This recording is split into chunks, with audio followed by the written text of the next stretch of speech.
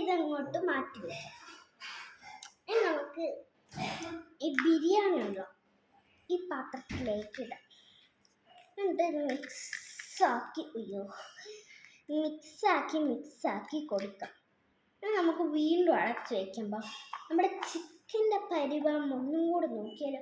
അപ്പോൾ ഇതിവിടെ ഇരുന്ന് വേവട്ടെ. ഗ്യാസ് ഓണാക്കാം. അപ്പോൾ ഷാർജ് തീർന്നുകൊണ്ട് ഇച്ചിരി കൂടെ ഒഴിക്കുന്നു. എന്നിട്ട് ഞാൻ കുറച്ച് ഷാർജ് തീർന്നു, എൻ്റെ ഷാർജ് തീർന്നു, ഞാൻ കുറച്ചും കൂടെ ഒഴിക്കുന്നു. എൻ്റെ ഷാർജ് ഇനി നമുക്ക് നമ്മുടെ ചിക്കൻ ഉണ്ടല്ലോ, ഈ ചിക്കൻ ഈ പാത്രത്തിലേക്ക് ഇട്ടാം. എന്നിട്ട് കുറച്ച് ഇങ്ങനെ ഞെക്കാം. അപ്പം ചിക്കൻ മീൻസ് നമ്മൾ കൈ വെച്ചൊന്ന് പരത്തി കൊടുക്കാം. അപ്പം ഇങ്ങനെ ഒട്ടും. ഇങ്ങനെ ആക്കണം. ഇങ്ങനെ ആക്കി